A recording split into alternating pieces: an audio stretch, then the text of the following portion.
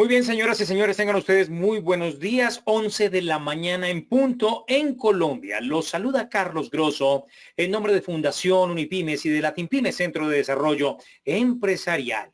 Bienvenidos a Mundo Empresarial, un espacio que tenemos aquí en Latinpyme a través de las plataformas privadas y de las redes sociales también de Latinpyme, repito, Centro de Desarrollo Empresarial. Hoy es 19 de mayo. Año 2021 y estamos listos, prestos y ávidos de conocimiento hoy con el director de parafiscales de la UGPP.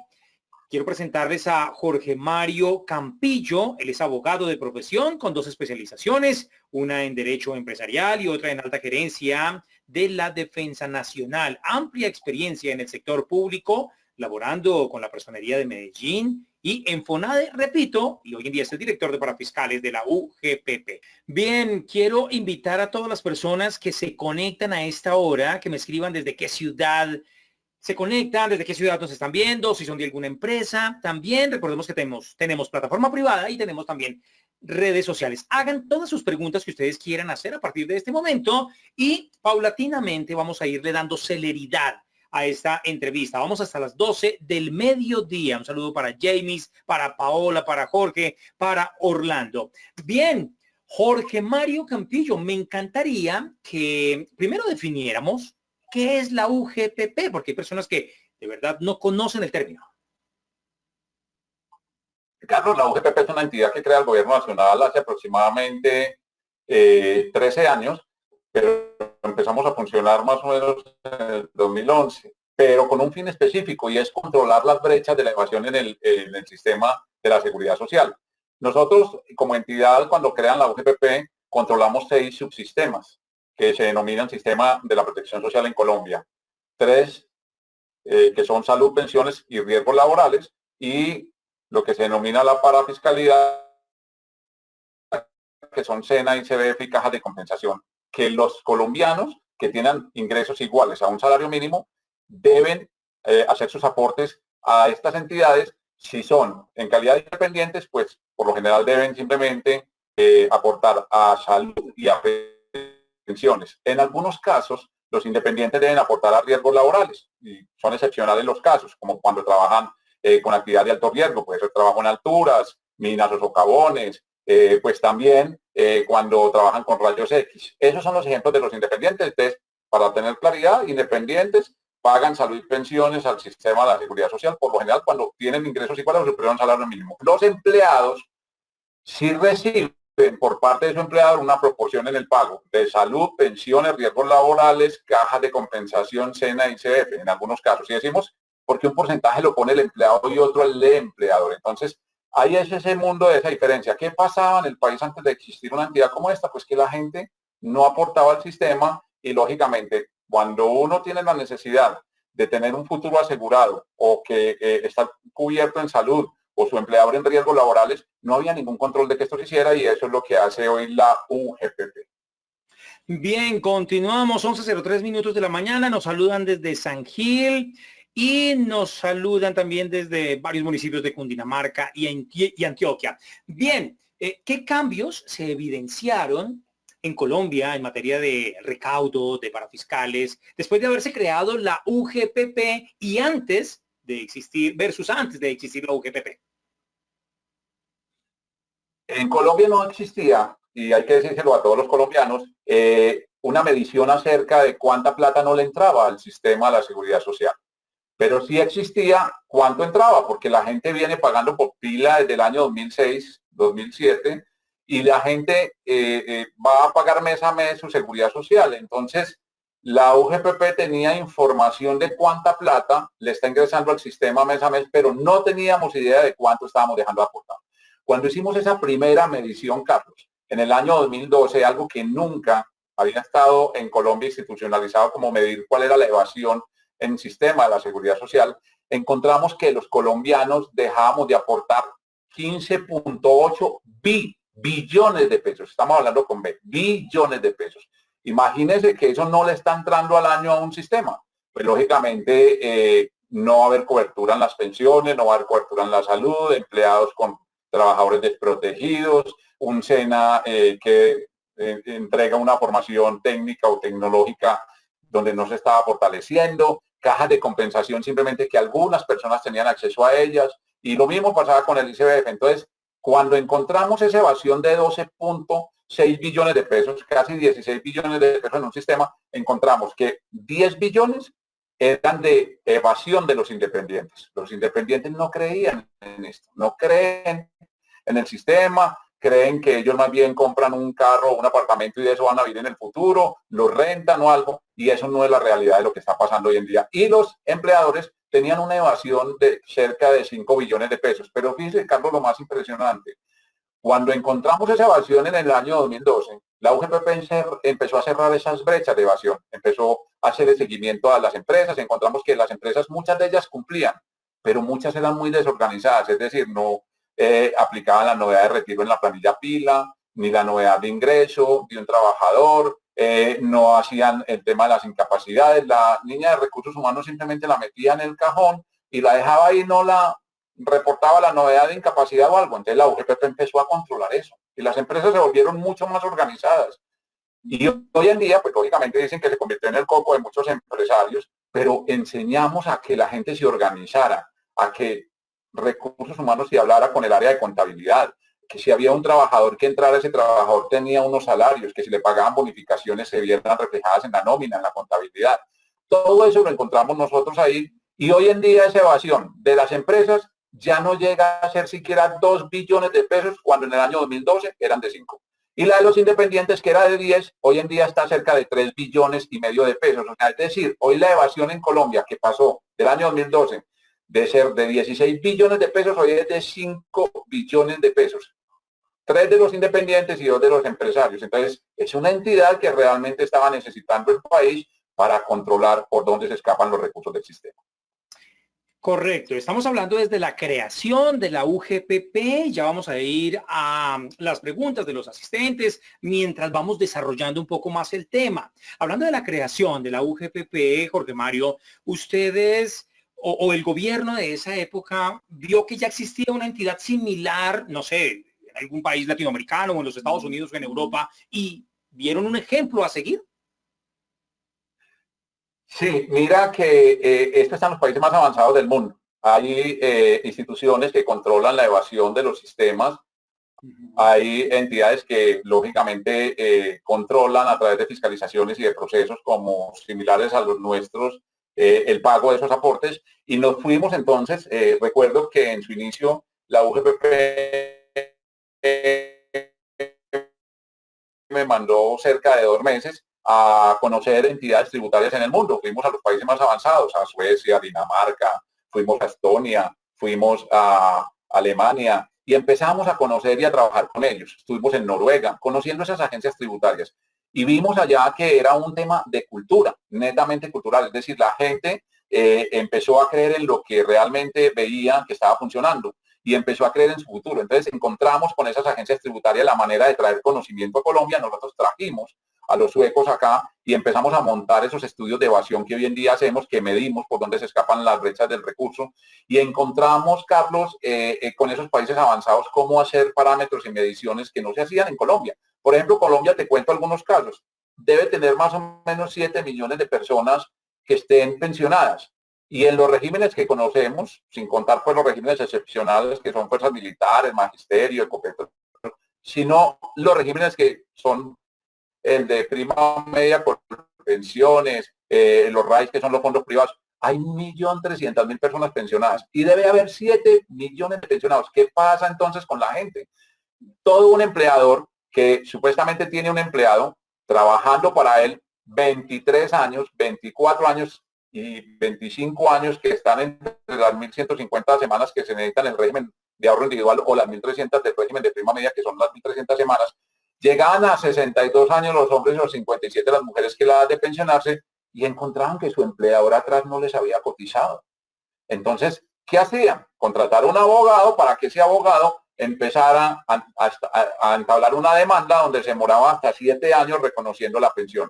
Hoy en día la UGPP le enseña esa cultura a la gente, le dice, mire, no vaya a dejar para cuando usted cumpla su edad de pensión en ir a construir su historia laboral. Hágalo de una vez, así como cuando usted se para frente a un cajero electrónico, retira el dinero, ¿Y sabe qué saldo le quedó? Cada que su empleador le cotice a usted, a la pensión y a la salud, o a usted como independiente, fíjese cuántas semanas llevan esa pensión. No deje eso para lo último, porque va a pasar lo mismo que pasa con Colpensiones, 365.000 tutelas acumuladas de gente reconstruyendo la historia laboral de empleadores que no le pagaron años atrás. Y eso es lo que hace hoy la UGPP. Bien, Jorge Mario, mire, aquí hay una pregunta muy interesante y me encantaría que se la respondiéramos a estos trabajadores independientes. Dice, ¿por qué es importante que los trabajadores independientes o los vinculados formen, o más bien formalmente, coticen repito, ¿por qué es importante que los trabajadores independientes o los vinculados formalmente a una empresa realicen aportes a salud y pensión? ¿Y por qué lo digo? Escucha uno mucho hablar a independientes. Se ganan 3 millones, se ganan 4 millones de pesos por prestación de servicios, pero no son los 4 millones. Aquí hay que pagar salud, aquí hay que pagar la pensión. Entonces finalmente llega una tristeza en el momento de recibir ese salario. ¿Qué le podemos decir a esas personas? Pues nosotros siempre hemos dicho desde la UGPP que más que mirar esto como un tributo o un impuesto es mirarlo con los beneficios que esto trae. Mire, Carlos, que hay que decirle a todos los colombianos que muchos de ellos no pagan por desconocimiento y ese es el mensaje que lleva la UGPP. Cuando una persona está pagando pensiones, esa persona si paga 50 semanas de cotización, 50 semanas son un año, pero si paga esas 50 semanas en los últimos 3 años, o sea, puede pagar 25 ahora y las otras 25 en los 2 años siguientes. Esa persona, por solo estar pagando 50 semanas en los últimos 3 años, sale a la calle, tiene un accidente de origen común, que Dios no quiera, lo pisa un carro, por robarle un celular, que es muy frecuente en un país como este, le pase algún accidente, no deja a su familia desamparada. La familia va a quedar solamente por el hecho de haber cotizado esas semanas, queda con la pensión de él. Entonces la gente no sabe qué hay detrás de esto. Y la gente muchas veces lo llama a uno y le dice, oiga, doctor Campillo, yo quiero que más bien tener un seguro de vida, pero es que el seguro de vida se lo está dando su pensión, le está dejando, el seguro de vida se lo están dejando a toda la familia para que tenga un proyecto en el futuro, porque su pensión va a quedar ahí. Entonces mucha gente desconoce eso. En el tema de salud la gente dice, oiga, pero es que ¿por qué yo tengo que pagar salud? Primero es un tema de solidaridad. Los que tenemos con qué pagar, más pagamos por aquellos que no tienen. Por eso hay un régimen subsidiado entonces de aquellas personas que no tienen esa capacidad de pago. Entonces nosotros, los del régimen contributivo, aportamos para que esas personas que no tienen cómo pagar lo tengamos. Pero mire que de pronto una persona en el régimen contributivo cuando está pagando tiene licencias de maternidad, tiene incapacidades, tiene muchas cosas que no va a tener en un régimen subsidiado. Entonces, importantísimo pagar para eso. Hacemos varios programas, entre ellos te menciono uno que hicimos con transportadores de taxi aquí en Bogotá. Y póngale que podamos hablar de 60.000 transportadores de taxi que llegan a su casa después de elaborar todo un día y que de pronto sale otra jornada en la noche o algo y salen y tienen un percance que los asaltan, quedan heridos o muchos de ellos fallecen y quedan su familia desamparada en la calle. Si ellos están pagando seguridad social, inmediatamente que él de pronto tenga un percance, bien sea invalidez o fallezca, su familia va a quedar con su pensión. Entonces, es un seguro que le está entregando uno al futuro y a la familia de uno. Esa es la importancia de cotizar en el sistema. Correcto, muy claro. Gracias por esa respuesta tan importante. Dice otro asistente a esta conferencia, ¿cómo se cómo deben liquidar el pago de los aportes a seguridad social? Pues esto más que todo para los independientes. Bueno, hay 2 mundos que tenemos que decir a los independientes de cómo pagar la seguridad social y esa pregunta es muy importante por esa razón. El mundo que existía antes del año 2015 y el mundo que existe ahora. ¿Cómo pagan hoy en día y cómo pagaban antes? Antes del 2015, el trabajador cogía todos los ingresos.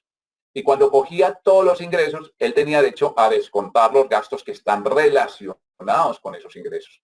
Es decir, si yo soy un transportador, pues yo tengo derecho a descontarme los gastos de la gasolina, porque está relacionado con el ingreso de lo que yo produzco.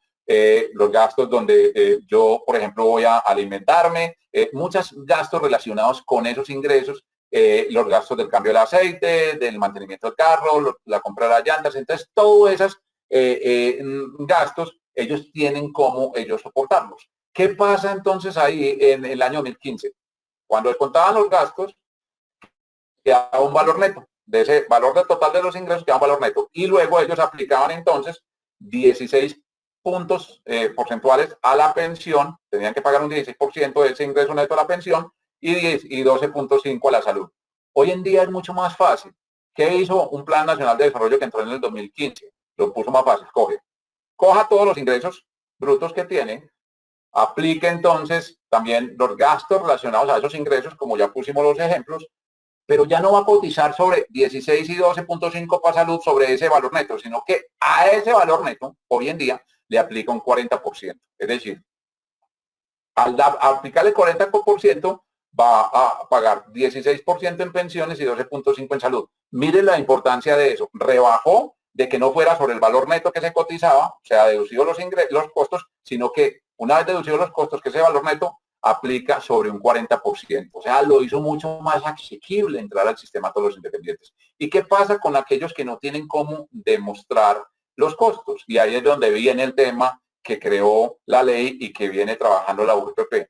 Los independientes que no tienen cómo demostrar los gastos que están relacionados con sus ingresos, ahí se creó un esquema de presunción de costos. Es decir, me ubico en una actividad, están todas las actividades en las resoluciones que sacó la UGPP, yo me ubico en esa actividad y en esa actividad me va a decir cuando yo me ubique por cada 100 pesos cuántos son gastos. Y ahí entonces aplico la fórmula que dijimos, una vez entonces retirado los gastos, cojo el 40% de lo que me quedó y aplico 16 a pensiones y 12.5 a salud. Es bastante fácil el ejercicio y bastante práctico. Y ese esquema de presunción de costos le da la posibilidad que quien no tenga cómo demostrar los costos, pues lógicamente la UGPP de oficio le va a decir, ubicado en la actividad donde él está, con la cual él declara renta, yo simplemente voy y le digo, mire, usted tiene estos costos. Eso es lo que hace el esquema de presunción de costos y lo que hace la entidad para pagar a los independientes. Muy bien, avanzamos. Estamos presentando Mundo Empresarial. Hoy con un invitado de lujo, Jorge Mario Campillo, director de parafiscales de la UGPP. Los invito a que pregunten en la plataforma privada o también en Facebook. Estamos en estos momentos en vivo y me encantaría que las personas que nos ven desde diferentes partes de Colombia y, ¿por qué no?, con la tecnología de hoy del mundo, que nos pregunten acerca de lo que hace la UGPP, las dudas que ustedes tengan en este momento. Jorge Mario Campillo hoy con nosotros. Mire, comúnmente escucha uno a empresarios, a microempresarios, líderes de empresas, gerentes, decir, hombre, crearíamos más empleo, pero es que mire lo que nos cuesta un trabajador con el que se gana el salario mínimo. Ahora, si le pago 2 mínimos que se los merece por su experiencia, o 3 o 4, se incrementan esos gastos. ¿Qué le podemos decir a esos empresarios que muchas veces se quejan por algunos costos que, pues obviamente sabemos que incurre contratar a alguien legalmente en Colombia? Claro, Carlos, ¿qué le podemos decir a estos empresarios? Mire, el trabajo formal es un trabajo que realmente está reconociendo los derechos que tiene un empleado. Yo tener gente formal en mi empresa hace que mi empresa tenga todos los créditos financieros que sean posibles, los beneficios que entregan los programas del gobierno hoy en día, que en virtud de la pandemia entrega programas como el beneficio PAEF a los empresarios formalizados, a los que pagan la seguridad social, porque es lo que cruzan. Entonces hay que decirle a los empresarios que esos trabajadores tienen unos derechos y que esos derechos se han venido reduciendo en su valor a través de las normas. Hoy en día, por ejemplo, un trabajador que tenga un ingreso menor a 10 salarios mínimos, su empleador no tiene que pagar ni caja, no tiene que pagar ni SENA, ni CBF, ni los 8.5 de salud. Solamente paga entonces pensiones y paga caja de compensación y ARL. Entonces imagínense todo lo que un trabajador que esté formalizado con su empleador puede tener, las ventajas de ese empleador. Y además de eso, pues va a tener esa cobertura que siempre le va a exigir. ¿Qué tal que el día de mañana tenga un accidente ese trabajador en una empresa y que no tenga ese empleador a ese trabajador asegurado en los riesgos laborales? Lógicamente va a perder su empresa con una demanda laboral por un accidente de trabajo. Entonces, la UGPP lo que busca es que esas empresas estén formalizadas y que los trabajadores gocen de los derechos que les otorga la ley en ese sentido. Escucha uno hablar mucho del esquema de presunción de costos, pero realmente no tenemos muy clara la definición para qué le sirve a los trabajadores independientes esta figura, esta herramienta, esquema de presunción de costos. Esta es una herramienta que fue creada precisamente, como usted lo dijo, para los independientes. Y decíamos ahorita que cuando yo como independiente voy a pagar la seguridad social, es decir, voy a pagar mi pensión y mi salud, yo tengo derecho a descontarme de mis ingresos unos gastos, que son los gastos que están relacionados con lo que yo produje. Pongamos el caso de un odontólogo. Es un independiente, es un cuenta propia. Ese odontólogo tiene unos gastos en su oficina, que son la anestesia, de pronto tiene al ayudante que tiene ahí, el arrendamiento local, la energía, el internet. Ese independiente tiene derecho a descontarse eso.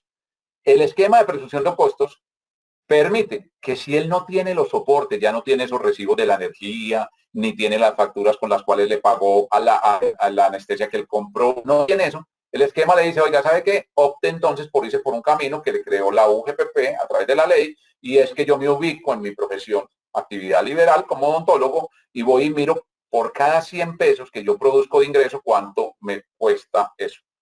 Y entonces le puede decir, oiga, usted por cada 100 pesos, 60% por decir algo son costos. Entonces él va a coger los 40 que le quedan restantes, que son utilidad, va a aplicar ese 40% que decíamos ahorita y sobre eso va a pagar 16% en salud y 12.5% a pensiones. Entonces, es una fórmula mágica que le dice, mire, yo me ubico en la actividad que está y sobre eso sé cómo debo cotizar.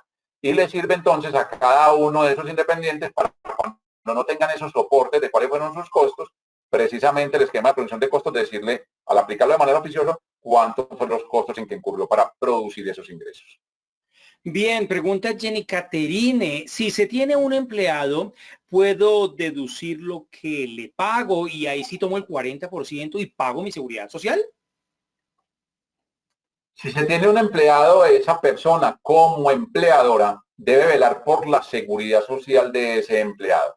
Listo. Entonces, esa persona a la cual yo empleo, y pongamos el caso, por ejemplo, de un empleado de servicio doméstico, yo soy empleador de esa persona, empleado de servicio doméstico, tengo que pagarle la seguridad social a esa persona, tenerlo en riesgos laborales, en SENA, en SENA no, en riesgos laborales, en pensiones y en salud, y además de eso tengo que pagar caja de compensación porque para eso están obligados. Entonces depende del empleado. Si yo tengo un empleado y soy un independiente y tengo costos que me causa ese independiente, yo lo relaciono y digo, vea, yo tener ese empleado tiene estos costos y porque yo le pago seguridad social para producir mis ingresos a ese empleado, yo me los puedo deducir. Eso es lo que hace una persona cuando va a pagar al sistema la seguridad social. Pero siempre y cuando sepa y tenga claro que si yo tengo un empleado, pues también debo responder como empleador por la seguridad social de ese empleado.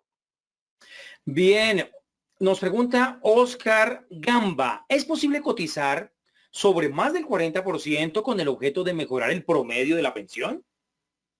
Claro, esa pregunta que nos hace es muy importante por una sencilla razón, porque el 40% es el mínimo sobre el cual se debe cotizar.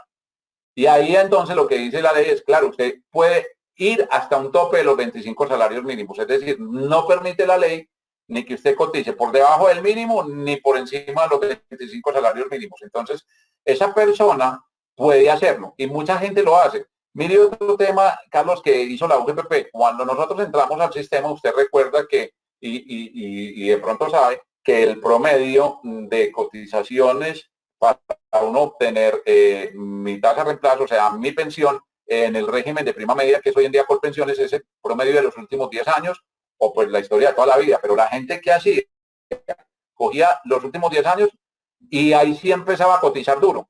Entonces la UGPP hoy en día ve que hay personas que no han llegado a los últimos 10 años, que tienen 28, 29, 30 años o 38, y les dice, mire, usted está cotizando por un salario mínimo, usted debe cotizar correctamente, no es que cuando le falten los últimos 10 años usted empiece ahora a subir su cotización para obtener mayores beneficios.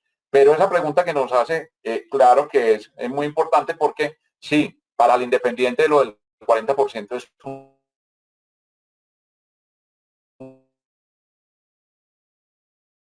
Bien, mínimo de cotización. Yo debo cotizar sobre realmente cuáles son mis ingresos y entonces lo puede hacer tranquilamente. bien, Jorge Mario, 11:25 minutos. Nos quedan últimos 35 minutos de Mundo Empresarial. Siguen llegando muchas preguntas.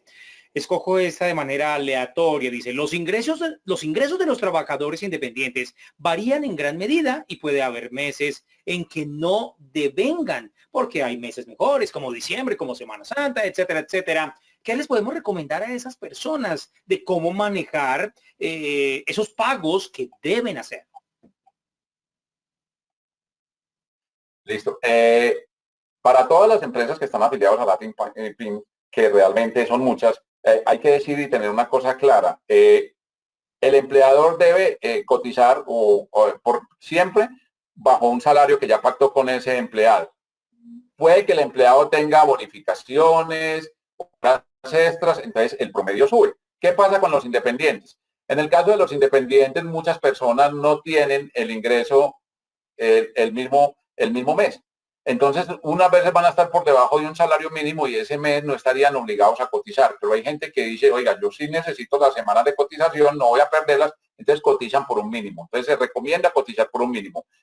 Y cuando el ingreso suba, simplemente aplican la tabla y la fórmula que decíamos ahorita de descontar los costos relacionados con el ingreso de ese mes, aplican el 40% y sobre ese 40% cotizan 16 a pensiones y 12.5 a salud. Lo que recomienda siempre esta unidad es que esas personas que tienen ingresos altos unos meses y otros no, se mantengan los meses que no tienen ingresos cotizando por un salario mínimo.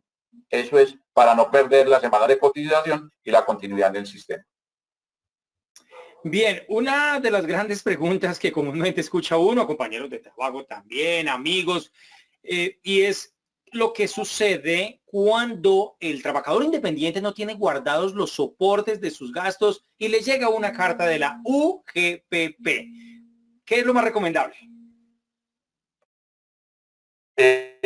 Nosotros cuando le enviamos una carta a una persona, le estamos diciendo a esa persona que está haciendo irregularidades en los pagos del sistema de la seguridad social y le invitamos a que corrija voluntariamente. Si esa persona corrige voluntariamente, no va a tener problemas con la UGPP. La UGPP simplemente después de llegada la carta va y verifica el mes siguiente, los 2 meses después, si ya la persona ajustó su aporte y no tiene problema ni tiene sanción. Pero cuando ya esa persona no corrige, le abrimos una sanción y esa persona no tiene cómo defenderse, no tiene cómo soportar los gastos, nos manifiesta, vea, quiero que me apliquen el esquema de presunción de costos. Y la UGPP se lo aplica. Si él no dice nada y no se defiende, de oficio, la UGPP también lo va a ir a aplicar. Va a ir a verificar entonces en qué actividad se encuentra esa persona ubicada y sobre esa actividad le aplica el esquema de presunción de costos sobre los ingresos que le haya tenido y entonces ahí de oficio lo podemos hacer desde la unidad. Bien, ¿existen otras razones por la que la UGPP le haya enviado comunicaciones a los trabajadores independientes o existen o van a existir de pronto razones y que deban estar pendientes de ese comunicado? Sí, por lo general nosotros hacemos un cruce de información. O sea, la UGPP tiene ya un potencial de información bastante grande en donde cruza información y entonces ve que una persona no está cotizando el sistema, aparece con esa cédula como beneficiaria de su cónyuge o está cotizando solamente por un salario mínimo y al cruzar la información encontramos, chicos, cruzamos por ejemplo la de renta, encontramos que tiene ingresos muy altos y no está cotizando, entonces nos genera un indicio y nos da lugar a mandar una carta. Encontramos, por ejemplo, con otra base de información que esa persona tiene carros lujosos, entonces vamos y le mandamos una carta porque tiene indicios. Cruzamos toda la fuente de información, dónde vive, todo eso, y ubicamos más o menos a la persona con una capacidad económica y le decimos, mire, usted no puede ser beneficiario de su cónyuge porque aquí los ingresos dan para que usted empiece a cotizar. Entonces las personas muchas veces lo que hacen es que reciben esa comunicación en ese sentido por los indicios de los cruces de información que nosotros tenemos. Otras veces es que nos denuncian y nos dicen, vea, aquí hay una persona que frecuentemente viene al club social y resulta que no seguridad social está en el régimen subsidiado y pasa muy frecuentemente. Entonces uno va y mira la información y resulta que cuando solo mira la información financiera, que es una de las fuentes de datos, una sola, vemos que esa persona gasta con tarjetas de crédito y paga a las entidades financieras de tarjeta de crédito 10, 15 millones de pesos al mes, que es muy frecuente. ¿Y qué pasa con eso entonces? Esa persona le mandamos una comunicación porque no puede estar en régimen subsidiado, debe estar en régimen contributivo. Entonces la UGPP trabaja con toda esa información. Esto no es como hace 15 o 20 años en donde la gente podía esconder su información, nada. Hoy en día, una persona presta un servicio y quien le paga lo está reportando. Entonces, reporta el pago que le hace a él y a nosotros nos llega ese reporte. Entonces, eso es lo que prácticamente, Carlos, nos pasa. Mucha gente cree que puede esconder, y es el peor error que ellos hacen, esconder información, y por otro lado, la UGPP ya les está descubriendo como una persona de esas que hace viajes al exterior y todo eso, pues no está cotizando al sistema, y ahí es donde vienen los problemas con la gente.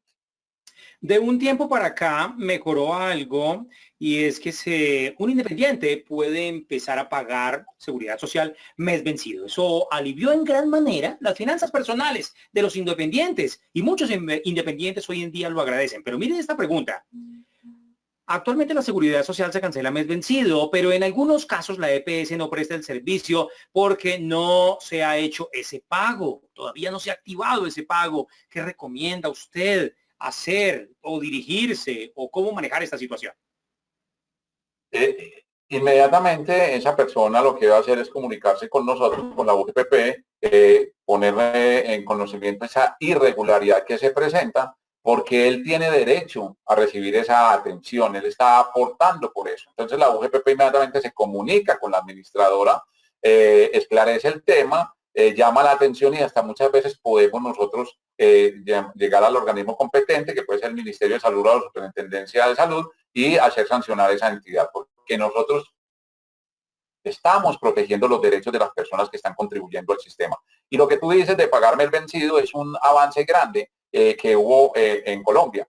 Antes un independiente ni siquiera sabía cuántos iba a ganar, entonces empezaba a cotizar ahí, casi todos cotizaban por un mínimo y no sabían cuántos iban a ganar, porque tú tenías, como cotizabas de manera anticipada antes, tenías una junta directiva y te la cancelaban y no te entraron los ingresos de esa junta directiva. Tenías un contrato y te lo cancelaban, entonces no te entraban los ingresos de ese contrato y tú eras adivinando con cuánto. Entonces llegó la UGPP, trabajó en el sistema y dijo, no, mire, la gente debe conocer cuáles fueron sus ingresos para poder cotizar. Y eso es entonces el paso que dimos para que hoy en día se cotice mes vencido al sistema de la Seguridad Social en Colombia. Muy bien, estamos presentando Mundo Empresarial hoy con Jorge Mario Campillo. Otra pregunta común, fíjese, Marley Consuelo.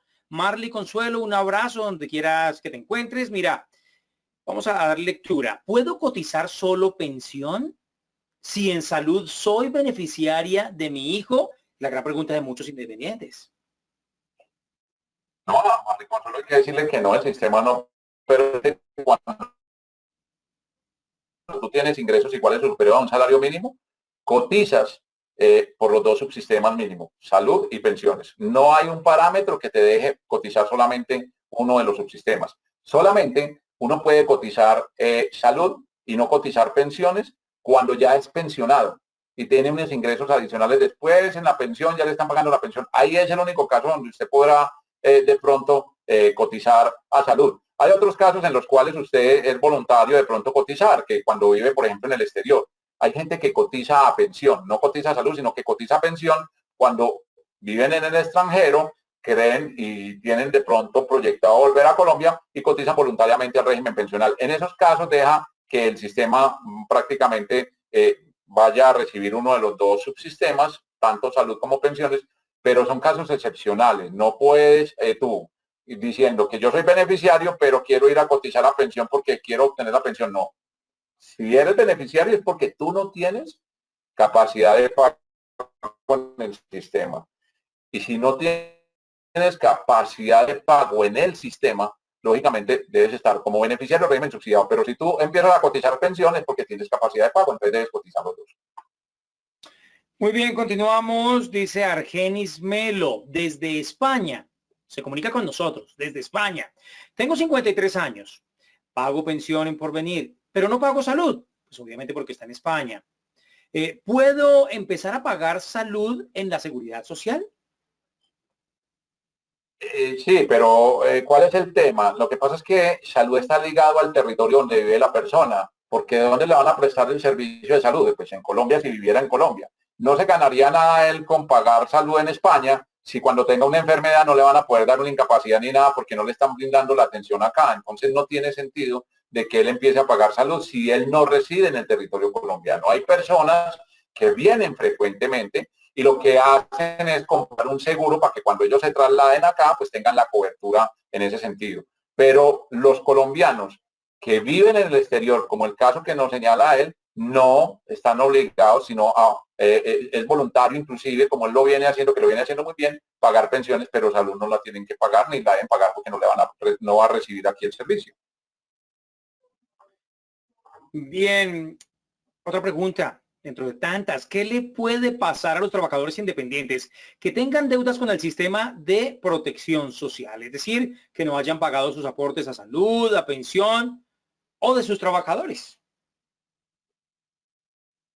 Les va a pasar, Carlos, que esas personas van a tener que pagar muchas veces hasta 4 veces lo que no pagaron en su momento, porque esto tiene un tema de sanciones cuando yo no pago y tiene un pago de intereses también adicionales a lo que yo no pagué. Cada día que yo deje de pagar las sanciones y los intereses son bastante altos y puede uno terminar pagando hasta 4 veces lo que no pagó. Entonces la UGPP verifica 3 tipos de conductas de las personas.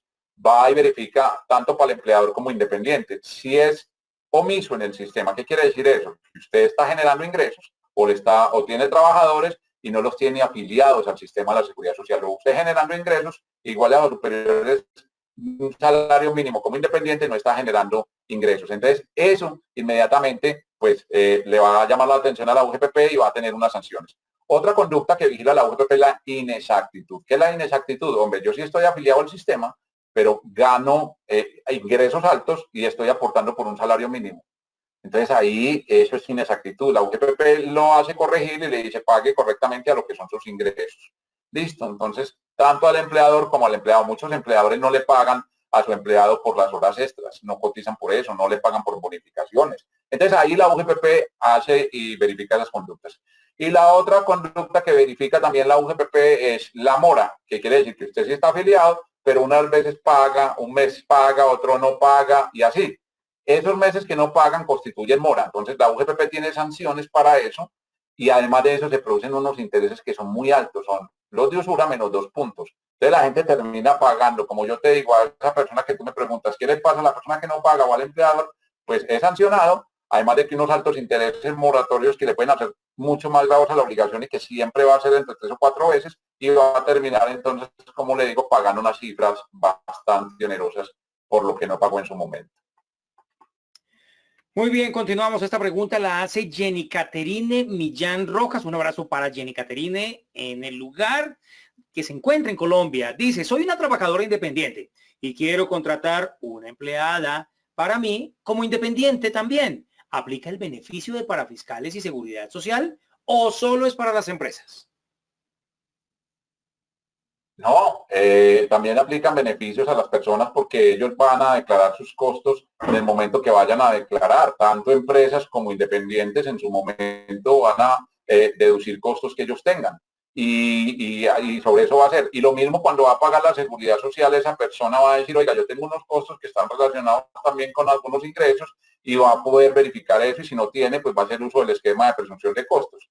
Pero cada persona que tenga un empleado, pues lógicamente son gastos atribuibles que él se puede deducir. Muy bien, continuamos. ¿Qué es mejor, ser empleado o prestador de servicio? Pues esta pregunta pues no es muy clara, sino que nos deja solamente este par de frases, suponemos que por el manejo del dinero. Sí, hay gente que realmente quiere ser independiente y como independiente tiene varios o uno o varios contratos de prestación de servicio y cree que le va mejor en la vida.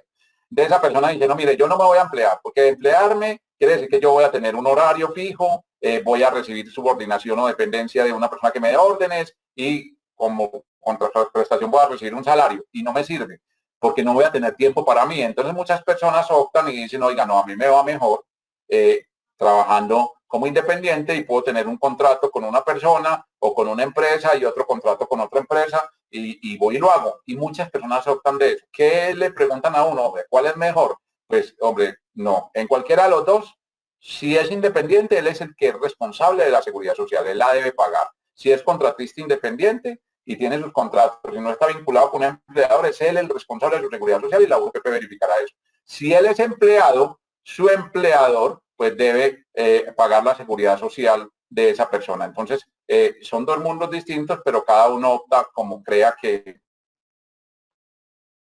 de pronto le vaya a ir mejor en la vida y se proyecte así su mundo laboral.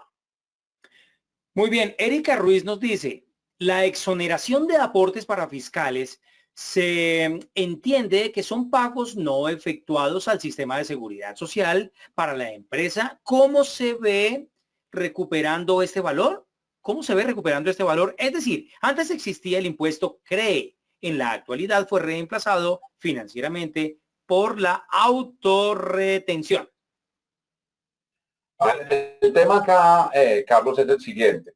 Cuando en el año 2012, con la ley 1607, que fue una reforma tributaria, llegó el impuesto CREE, se mantuvieron unos beneficios que hoy en día también están. Y lo decíamos ahorita, y es que empleados que ganen menos de 10 salarios mínimos, es decir, yo soy un empleador y tengo mis empleados, una parte que ganan menos de 10 salarios mínimos y otros que ganan más de 10 salarios mínimos, por aquellos que ganan menos de 10 salarios mínimos, yo no estoy obligado a pagar ni 8.5 de salud. Acuérdense que el empleador normalmente paga 12.5, 4 que son del trabajador y 8.5 que son del empleador. Entonces, en este caso, no, cuando tengo trabajadores de menos de 10 salarios mínimos, no voy a pagar el 8.5, ni tampoco voy a pagar SENA, ni tampoco voy a pagar ICBF. Es decir, como empleador voy a pagar salud, pensiones, riesgos laborales y caja de compensación. ¿Listo? Entonces se exonera de eso. Eso se mantuvo. La ley lo sigue manteniendo hoy en día. Ya no se llama CREE, pero hay un beneficio que lógicamente mantiene esa misma proporcionalidad donde ese empleador que tenga trabajadores de menos de salarios mínimos, pues utiliza ese modo de pago que es con esa reducción de esos subsistemas. Si tengo trabajadores de más de 10 salarios mínimos, lógicamente voy a la cobertura completa.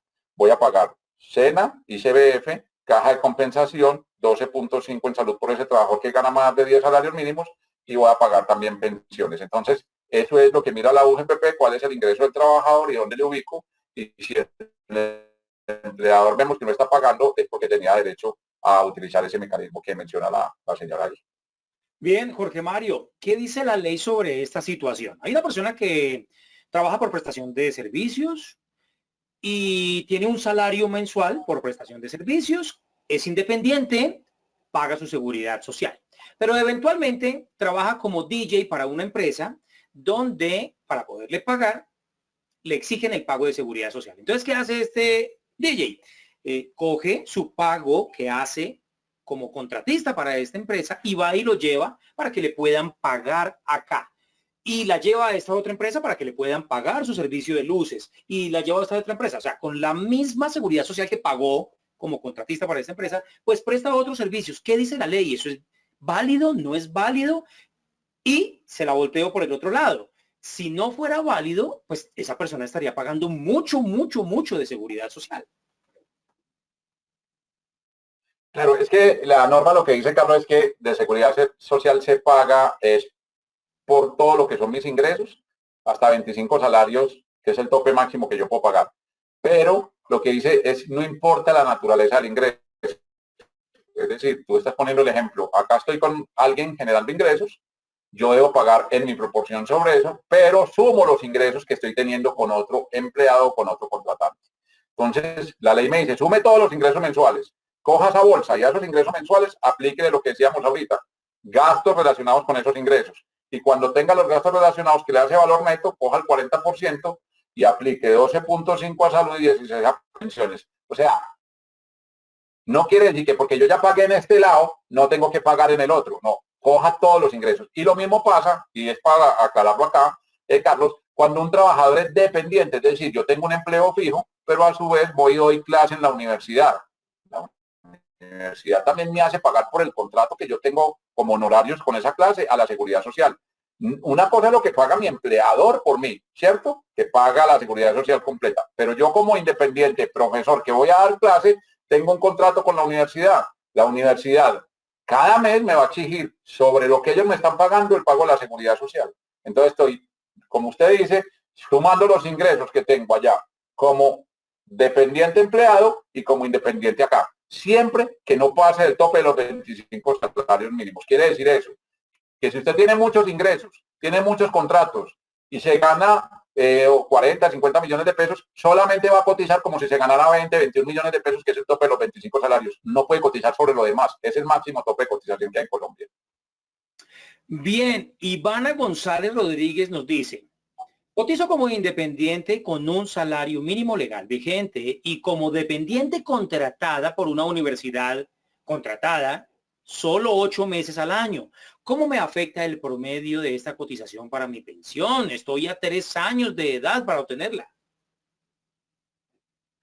Pues hay que decirle que nuevamente sume los ingresos tanto que tiene como dependiente como los de dependientes. Recuerde que los de dependientes se los está pagando su empleador. Eso es la obligación de ese empleador. Pero como ella está con los de independiente, ella debe aportar sobre eso y eso le va a hacer, como está a 3 años no más de alcanzar una pensión, pues lógicamente le va a subir la base de cotización y va a tener un mayor beneficio. Eso si ella está en el régimen de prima media.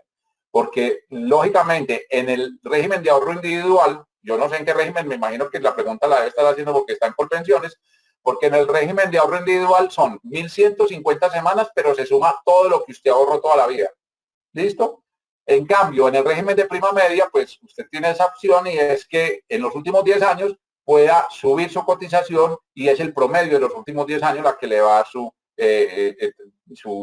base de reemplazo, o sea, su jubilación va a ser sobre esos 10 últimos años. Entonces, ella me imagino que cuando está haciendo la pregunta, la está haciendo desde el punto de vista de que está en Colpensiones. Francisco Muñoz nos dice, para el independiente que tiene un negocio a su nombre y con su número de cédula de ciudadanía, y él está en proceso de reorganización, ley 1116 del año 2006, y lleva varios años perdiendo plata, ¿cómo se liquida el IBC?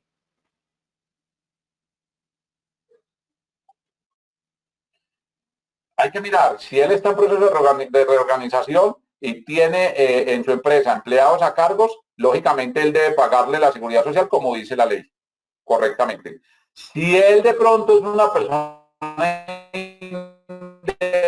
independiente que entra también en un proceso que no hay reorganización, es un proceso que está de pronto en que él va a entrar en insolvencia, esa persona lo que va a hacer ahí, lógicamente, es paga la seguridad social mientras tenga ingresos. Mientras no genere ingresos, como él dice, sino pérdidas, pues lógicamente, si es empleador, mientras mantenga a los empleados, tiene una responsabilidad con ellos y va a tener que seguir pagando.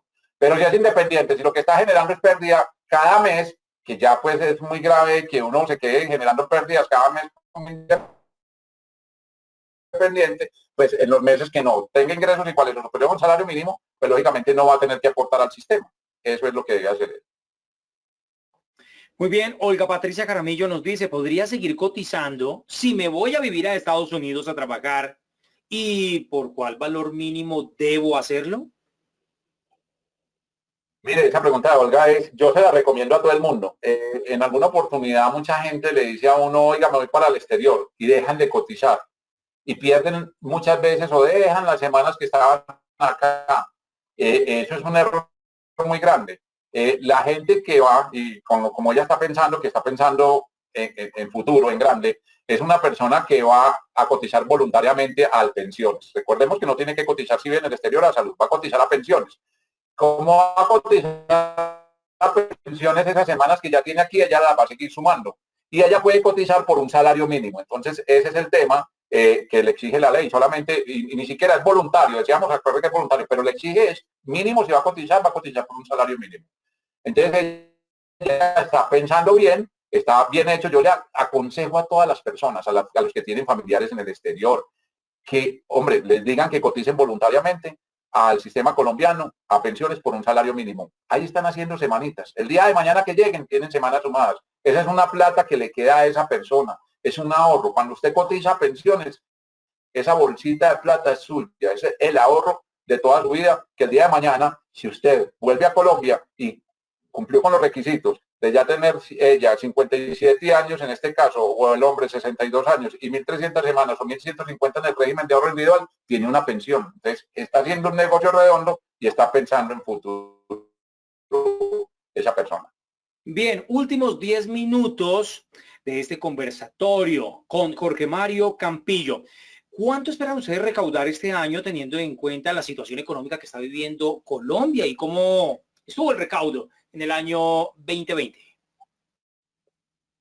Nosotros tenemos, Carlos, varios procesos que venimos de tiempo atrás, pero en virtud de la pandemia y teniendo ese sentido de sensibilización que debe tener una entidad como esta con el país, suspendimos desde abril en el año 2020 todas las acciones. No hubo cobros a nadie, no le abrimos procesos a nadie, supimos pues conocer las condiciones que la persona en este momento podía tener. Cuando supuestamente ya pasó ese tema de la supuestamente ya pasó y se empezaron a reactivar las empresas y habían obligaciones ya que cumplir. Este año volvimos a abrir unos términos y empezamos entonces nosotros a hacer acciones de fiscalización, a controlar y a decirle a la persona que debe corregir, a hacer acciones de cobro. Entonces, nosotros más o menos, en promedio, por las acciones que hacemos, porque muchas veces ni siquiera nosotros no le decimos a la persona que pague tanto, sino que le decimos a una persona a través de una comunicación, que es una acción persuasiva, mire, usted está haciéndolo mal, sus ingresos son más altos, pague correctamente. Ni le decimos cuál es el valor y esa persona va y paga. Entonces, ahí genera un recaudo muy grande con eso. Lo que le puedo decir es que uno puede encontrar que los recaudos más o menos en el sistema de la protección social en Colombia pueden ser más o menos de unos 70 mil millones de pesos entre lo que uno puede recaudar para el sistema. Pero cuando empezamos nosotros y decimos que cerramos las brechas de evasión, mire Carlos, cuando cerramos las brechas de evasión, es decir, las empresas más organizadas que antes evadían por 5 millones de pesos en el año 2012 y hoy evaden por 2, cuando los independientes evadían por 10 y hoy evaden por 3,5, eso le está representando a que le entre al sistema cada año prácticamente 10 billones de pesos que no le entraban. Entonces, eso es un tema muy importante. Es una entidad que es robusta, que hace las cosas serias, que hace las cosas bien, que tiene la información de los colombianos, que sabe cuánto se ganan los colombianos, que los invita a que coticen, a que tengan un futuro asegurado ellos y su familia, y lo que hace es entonces entregarle al sistema, porque lo que recauda la UGPP no es para ellos. Lo que recauda la UGPP es, si yo le cobré a usted en pensiones, es para su cuenta, es suyo, esa plata es suya. Y si le recaudé a su empleador, es porque le estoy recaudando a usted, señor empleado. Entonces, cuando llamo, la atención a su empleador y le digo que no le está pagando bien a X persona de la empresa, esa plata que yo recupero es para esa persona. Entonces, eso es lo que hace la UGPP. Bien, alguien diría, por qué esas cifras de recaudo, si pudieran ser más, pero pues no tienen en cuenta la gran informalidad que tenemos en Colombia? Este es un tema que a ustedes no les compete de manera directa, pero ¿cómo ve que se está trabajando desde el gobierno nacional en pro de disminuir esas cifras de informalidad que realmente pues castigan de cierta manera al recaudo que hace la UGPP? Sí, este es un tema muy importante, Carlos. Yo simplemente te voy a poner así grandes cifras. Uno puede hablar de personas que están en capacidad de trabajar y se llaman personas económicamente activas. Puede haber unos 24 millones de personas en Colombia. De esos 24 millones, hay más o menos unos 21 millones de personas que están ubicados. Ubicados es que tienen un ingreso. Pero obligados al sistema, que son aquellos que generan ingresos iguales o superiores a un salario mínimo, pueden haber unas 13 millones de personas. Eso es lo que la UGPP va y verifica. De esos 13 millones de personas pueden haber 3 millones de independientes, de los cuales hoy en día están cotizando más o menos la mitad del sistema. 1,5 millones por decir algo. Esos independientes. Nosotros, ¿qué hacemos con los otros que están en la informalidad o con los empresarios que están en la formalidad? Todos los días hacemos cruce de datos de información y verificamos y los ingresamos en el sistema. ¿Qué hace el gobierno nacional por combatir la informalidad? Primero, pues está sacando programas ahora en el tema de la pandemia, como decíamos ahorita, el empleo a la nómina, el de las primas, ahora va a salir un empleo, un programa para los jóvenes empleados que son entre 18 y 28 años, que ayer lo anunció el ministro de Trabajo. ¿Qué hace? Que a las personas que estén en la formalidad, que estén pagando pila a su empleador, a esas personas tengan derecho a recibir los beneficios.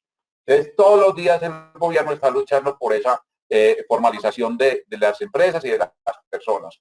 Nosotros le decimos a esos independientes que están en la informalidad, mire, es un derecho que usted tiene de proteger a su familia y protegerse usted mismo. Cuando le damos a conocer las ventajas de esto, pues nosotros inmediatamente lo que hacemos es transmitirle con nuestro conocimiento lo que puede él encontrar en un sistema cuando le está aportando. Y hoy en día hay un programa del gobierno nacional, Carlos, que es para personas que tienen ingresos inferiores a un salario mínimo y se llama piso de protección social. Quiere decir que si yo contrato a una persona y le voy a pagar menos de un salario mínimo, esa persona tiene derecho a que yo, además de lo que le pagué, menos de un salario mínimo, le vaya a dar 15% adicional a lo que le pagué para que 14 se vaya a un programa que se llama BEPS, que son beneficios económicos periódicos, que tiene un ahorro de por vida ahí que se lo van a devolver después, y 1% de eso se va para un seguro inclusivo que se activa al otro día de haber pagado. Entonces quiere decir eso que esa persona, si le pasó alguna cosa, tiene incapacidades o una indemnización, para hablar de incapacidades, tiene una indemnización. Si se enferma por más de 6 días, le pagan por esa enfermedad hasta 200.000 pesos, tiene auxilio funerario. Entonces el gobierno está formalizando la gente, está llevándola a que la gente realmente tenga beneficios a través de estar formalizado. Es un programa muy grande que nosotros en actividades con el Ministerio de Trabajo, con Colpensiones y todo, pues articulamos para que haya todos los días más colombianos formalizados en el país con mayores beneficios. Muy bien, últimos 5 minutos, estamos en Mundo Empresarial, hoy hablando con el director de Parafiscales de la UGPP, y antes de irnos, me gustaría que el público respondiera esta pregunta. Por favor, respondan esta pregunta. ¿El conferencista desarrolló con claridad la sesión de hoy? ¿Sí o no? Yo continúo aquí hablando los últimos 5 minutos mientras ustedes van dando celeridad a esta pregunta. ¿Cómo es el manejo o cómo debería ser el manejo de la seguridad social de las personas que tienen trabajadores eventuales? La gran pregunta. Sí, estas personas que tienen trabajadores eventuales, hay que tener claridad si generan en el mes ingresos, esos trabajadores eventuales iguales o superiores a un salario mínimo. Si esos trabajadores generan ingresos superiores iguales a un salario mínimo, pago en el régimen contributivo, es decir, salud, pensiones y riesgos laborales, cajas de compensación. Si no tienen trabajadores eventuales y gana, si tienen trabajadores eventuales y gana menos de un salario mínimo, les pago piso de protección social, es decir, le pago unos honorarios y a un salario, y a lo que le pago a ese salario le pago un 15% adicional, en donde con 15% adicional, como decíamos ahorita, 14 puntos se van para los BEPS y un porcentaje se va, de un punto se va para lo que se denomina salario, seguro inclusivo. Eso es entonces como manejo los trabajadores eventuales. Bien, Olga Lucía nos dice, si debido al giro de mi negocio solo tengo ingresos muy altos durante un solo mes del año, ese mes cotizo sobre 25 salarios mínimos legales vigentes y los otros 11 meses no realizo cotización, ¿puedo ser beneficiaria de mi cónyuge los otros 11 meses? Claro, y ella tendría, para no quedarse desamparada en el sistema de la protección social, hacer eso, porque si no tiene más ingresos, si no en un solo mes, y pasa con mucha gente que de pronto recibe utilidades o algo en un solo mes del año, ese mes que recibió, cotizó si los 5 salarios mínimos sobre los 25 que es el tope máximo. Y los otros meses, si no tuvo ingresos, pues lógicamente va y paga, simplemente como su cónyuge lo va a convertir en beneficiario de él, no debe pagar al sistema de la seguridad social. Bien, dice Johan Rodrigo, cuando he cumplido con más de las semanas de cotización y solo me queda menos de 10 años para pensionarme por edad y me quedo sin trabajo 2 años, ¿qué incidencia tiene esto sobre mi pensión final? Si ya traía un promedio y si luego logro tener un ingreso mayor, ¿en qué ayuda? Listo. En Colombia uno puede cotizar mínimo para tener la pensión, mínimo 1.300 semanas en el régimen de prima media que está hablando él, porque estamos hablando de la cotización que está entre los últimos 10 años el aumento. Entonces, 1.300 semanas y máximo 1.800. ¿Qué quiere decir eso? Que después de las 1.800 usted puede seguir trabajando, pero no le van a contar semanas de cotización. Ya lo que le dio, le dio. ¿Qué puede hacer una persona que está en ese rango? Ya cotizó, como dicen, las 1.800 semanas, que es el tope máximo, y no tiene trabajo. Pues hombre, ya esa persona tiene que esperar el cumplimiento de la edad. Si él recibe ingresos o se emplea y su empleador le va a pagar, pues lógicamente ya él cotizan sobre las 1.800 semanas que le midieron, porque ese es el tope máximo. Pero como es la cotización de los últimos 10 años, si él no cotiza alto, pues lógicamente puede disminuir esa pensión. ¿Qué hace mucha gente cuando llega a esa situación? hombre, paran sus ingresos, dejan las semanas ya cotizadas y esperan el cumplimiento de la edad. Cuando usted daña el promedio, porque acuérdese que es los últimos 10 años el promedio, pues lógicamente le va a disminuir el valor de la pensión. Entonces mucha gente lo que hace es eso. Hay otra gente que hace y se va para el exterior y no vuelve a trabajar en Colombia y deja el promedio de lo último que cotizó. Hay muchas maneras de hacerlo, pero si usted se vincula o tiene ingresos, va a tener que seguir cotizando. El caso es que usted, pues, debe por lo menos hacer el esfuerzo de cotizar lo que venía cotizando para no dañar ese promedio. Bien, última pregunta, la hace Claudia Andrea. Si presto servicios a varias empresas, ¿es mejor constituir empresa o estar como independiente, teniendo en cuenta pagos de seguridad social? Si ella constituye empresa, tiene obligaciones con sus trabajadores y una responsabilidad y se le puede proyectar un mundo interesante. Si tiene toda la seguridad social reglamentada y formalizada sus trabajadores para no tener dolor de cabeza. Si ella prefiere ser empleada, pues lógicamente ya es una iniciativa de ella, pero ella va a tener limitaciones. Aquí, sabe, el mundo de los emprendedores es lo que uno realmente recalca y trata de poder hacer como lo más efectivo. Entonces le recomendamos a ella que se siente y analice su situación y pues posiblemente lo pueda tomar el camino que mejor decida. Bien, 12 del mediodía, en punto finalizamos Mundo Empresarial. Hoy con el director de parafiscales de la UGPP, Jorge Mario Campillo. Gracias por el tiempo. Se nos quedan 50, 60 preguntas en stand-by y ojalá algún día, ojalá muy pronto, podamos tener la oportunidad de hablar de nuevo porque de verdad nos ilustró bastante. Gracias, Jorge Mario. No, gracias a ti, Carlos, a Mundo Empresarial por la invitación, a la TIMPIM, a todo lo que necesites con mucho gusto. Es una entidad que está al servicio de los ciudadanos y cualquier cosa con nuestra directora de comunicaciones, la doctora Diana Orjuela, pueden hacernos llegar las preguntas o las inquietudes que tengan y las responderemos con nuestro equipo de trabajo. Muy amable, es usted una persona muy dada a la gente y gracias por aclararnos todas esas situaciones. Feliz tarde. Me despido. Muchas gracias. Y me despido de todos los asistentes y gracias por preguntar y por estar muy activos. Nos vemos dentro de 8 días con un tema muy interesante también. Tengo el tema dentro de 8 días, exactamente 11 de la mañana, robots industriales esenciales para las empresas, próximo 26 de mayo. Hasta pronto, Jorge Mario, y hasta pronto, asistentes. Muchas gracias.